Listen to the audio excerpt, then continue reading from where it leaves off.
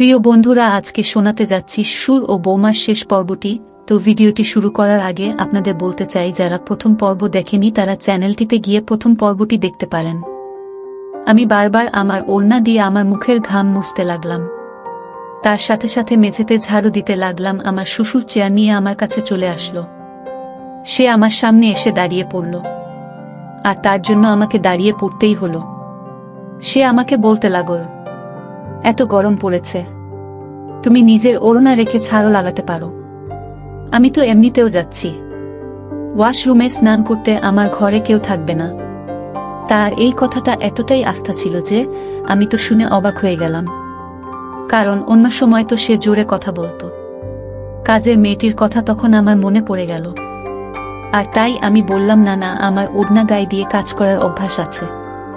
এটা যখন বলছিলাম ঠিক তখনই আমার শ্বশুর তার রুমাল পকেট থেকে বের করল, আর আমার মুখের ঘাম মুছতে লাগলো। আমি ঘাবড়ে গিয়ে পিছনে সরে গেলাম। তখন সেও একটু ঘাবড়ে গেল, আর তখনই সে তার ঘরের বাথরুমে চলে গেল। আমার তো এমন অবস্থা ছিল যে আমার হৃৎপিণ্ড স্পন্দিত হতে ভুলে গিয়েছিল। আমার তো এবারও আমার শ্বশুরের চরিত্রের উপর সন্দেহ হতে লাগলো। আমি তাড়াতাড়ি করে তার ঘর পরিষ্কার করলাম, আর বাইরে চলে এলাম। আমি সারাদিন চিন্তার মধ্যেই ছিলাম। রাতে যখন আমি কাজের মেয়েটির সাথে নিজের ঘরে আসলাম, তখন সে মেঝেতে বিছানা পাচ্ছিল। আমি বললাম, তুমি একটু এদিকে এসো তো, আমার কথা আছে তোমার সাথে, শুনে যাও। আমি ভাবলাম আমার এই কথাগুলো কাজের মেয়েটিকে বলা উচিত।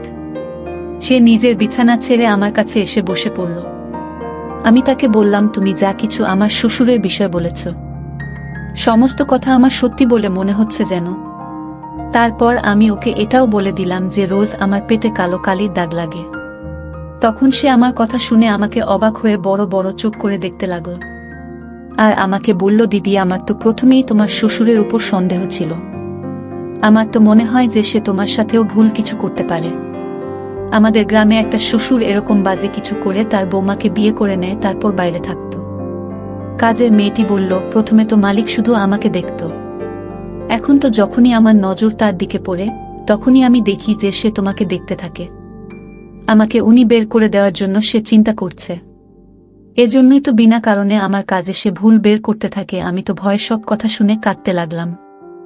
এবার থেকে আমি নিজের ঘর ভিতর থেকে বন্ধ করে ঘুমাতে লাগলাম।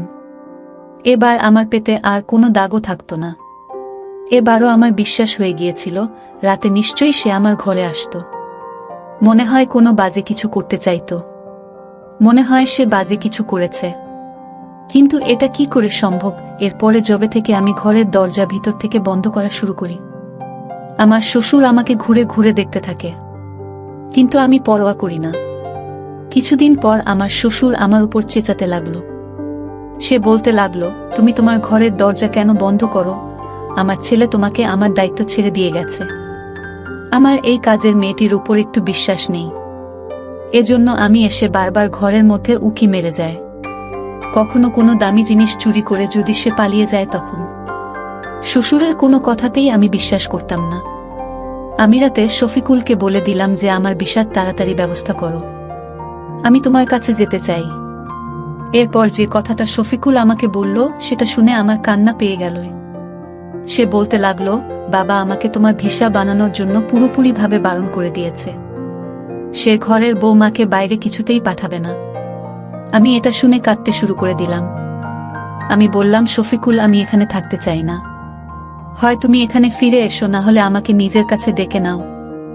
সে বলতে লাগলো, ব্যাস, একটা বছরের তো ব্যাপার, আমি চলে আসব, তুমি শুধুমাত্র এই একটা বছর থেকে যাও। আমি তার এই কথাতেও রাজি হলাম না। কিন্তু শফিকুল নিজের অসুবিধার কথা আমাকে বলতে লাগলো যে 1 বছর পরে সে খুব ভালো রকম টাকা পয়সা পেয়ে যাবে, আর যদি এখন ছেড়ে সে চলে আসে তাহলে তার লোকসান হবে। শ্বশুরকে দেখে আমার বিরক্ত লাগতে লাগলো। আমি তো নিজের ইচ্ছায় নিঃশ্বাস প্রশ্বাসও নিতে পারতাম না। যে আমি দরজা বন্ধ করতাম সে চেঁচাতে লাগতো। সমস্ত কাজের দায়িত্ব কাজের মেয়েটির বদলে সে আমার উপর ছেড়ে দিয়েছিল। যে অসুবিধার মধ্যে দিয়ে আমি যাচ্ছিলাম সেটা একমাত্র আমিই জানতাম। এবারও তো সে প্রত্যেকটা কথাতেই আমাকে ঢুকতে লাগলো। আমি যদি নিজের ঘরে দুপুরবেলা আরাম করতে যেতাম, তখন সে হাঙ্গামা শুরু করে দিত। তোমার আমার প্রতি কোনো দায়িত্বই নেই, তুমি তো আমার চিন্তাই করো না, আমাকে খাবার দিয়ে বোঝাও যে তুমি আমার দায়িত্ব পালন করছো। আমি শফিকুলকে বলবো তোমার বিরুদ্ধে অভিযোগ করব। আমি তার রোজ রোজ এরকম ব্যবহারে বিরক্ত হয়ে গেলাম। বন্ধুরা, ভিডিও মাঝখানে একটা কথা বলতে চাই। আমি তোমাদের সর্বদা হাসি খুশি রাখার জন্য খুব কষ্ট করে ভিডিও বানাই। তাই তোমাদের কাছে অনুরোধ থাকবে, অবশ্যই এই ভিডিওটি দেখে একটি লাইক করবেন এবং চ্যানেলটি সাবস্ক্রাইব করে পাশে থাকবেন।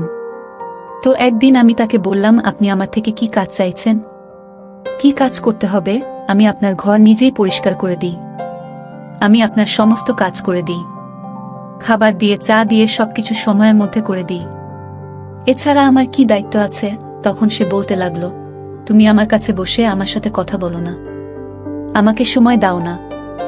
এটা আমার পক্ষে কঠিন ছিল। আমি তার সাথে বসে কি কথা বলবো? তার তো এটা নিয়ে নিজেই ভাবা উচিত ছিল। না তার কোনো বন্ধু ছিল, আর না সে ঘরের বাইরে যেত, অথবা তার কোনো বন্ধু ঘরে আসতো না। গ্রামেও তার কঠিন কথাবার্তা এবং আচরণের চর্চা ছিল। লোক তার সাথে কথা বলতে ভয় পেত।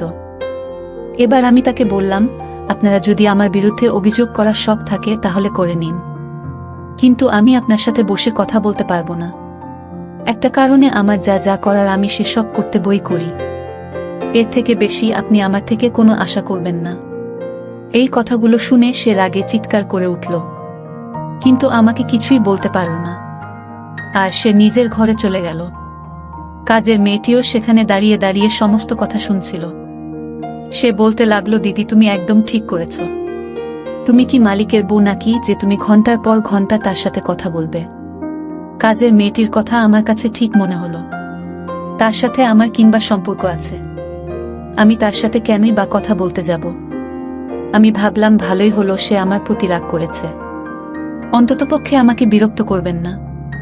কিন্তু যেটা আমার সাথে রাত্রি হলো তাতে আমি ভীষণ ভয় পেয়ে গেলাম। সকালবেলা আমার পেটে আবার কালো রঙের দাগ লেগেছিল। কাজের মেয়েটি এখনো পর্যন্ত শুয়ে ঘুমাচ্ছিল। আমি যখন তাকে বললাম তখন সে বলতে লাগলো, আমার মাথা ভারী, আমার ঘুম পাচ্ছে। রাতভর আমার হুঁশ ছিল না যে আমি কোথায় ঘুমিয়েছি। তারপর সে বলতে লাগলো, হ্যাঁ আমার মনে পড়েছে, রাতে আমার মাথায় হালকা হালকা ব্যথা ছিল।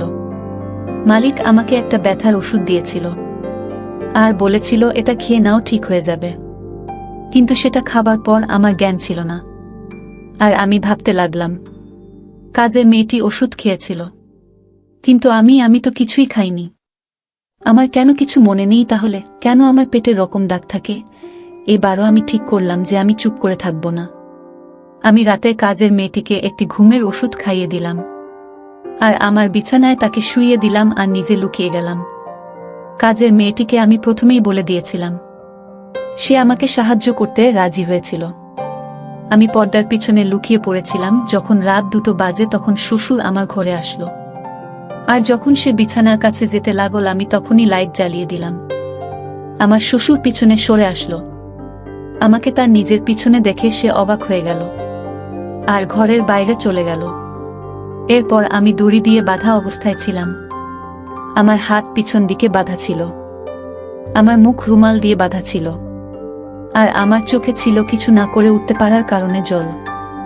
অন্য একটা চেয়ারে আমার শ্বশুর বসেছিল, তাকেও দড়ি দিয়ে বাঁধা হয়েছিল। সামনে 2 জন লোক দাঁড়িয়েছিল, আর আমার আলমারি থেকে সমস্ত সোনা বের করা হচ্ছিল।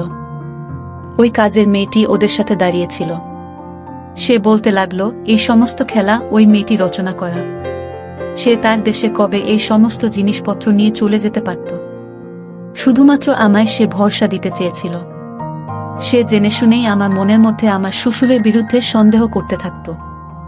আমার পেটের কালো দাগ সে নিজেই করত, আর আমার শ্বশুরের কাছে আমার বিরুদ্ধে কথা লাগান বাগান করত যে তোমার বোমা ভালো নয়, তোমাকে সময় দিতে সে রাজি হয় না, সে তোমার কোনো কথাই শোনে না। সে খুব ভালো করেই জানত যে আমার শ্বশুর একটু সন্দেহবাতিকগ্রস্ত। এজন্যই সে তার সামনে ইচ্ছা করে ঝাড়ু হাতে বাসন মাজতে শুরু করে দিত। সে চাইছিল আমার শ্বশুর বৌমার ঝামেলার মধ্যে জড়িয়ে যায়, আর সে নিজে কাজ করে ফেলতে পারে। যখন আমি ওকে নিজের প্ল্যান বললাম তখন সে নিজের 2 লোককে দেখে নিল। মেয়েটি কোনো ঘুমের ওষুধ খায়নি, সে আমাকে আর আমার শ্বশুরকে একই ঘরের মধ্যে জড়ো করতে চেয়েছিল। আর রাতে সে আমার শ্বশুরকে বলেছিল তোমার পুত্রবধূ রাতে আমাকে তার জায়গায় ঘুমাতে দিয়ে কারোর সাথে দেখা করতে যেতে চায়। বিশ্বাস না হলে তার ঘরে এসে দেখে নিও। এজন্যই রাতে শ্বশুর আমার ঘরে আসে দেখতে আর বোঝার চেষ্টা করে আমার বিছানার কাছে সে যে তাহলে বিছানায় শুয়ে আছে। তখনই আমি লাইট জ্বালিয়ে দিলাম। আমাকে দেখে সে আবার নিজের ঘরে যেতে লাগলো। তখন দরজায় সেই দুই লোক দাঁড়িয়েছিল যাদের হাতে খুব ধার দেওয়া ছুরি ছিল। এই লোক ঘরে ঢোকার সাথে সাথে কাজের মেয়েটি উঠে দাঁড়িয়ে পড়ল।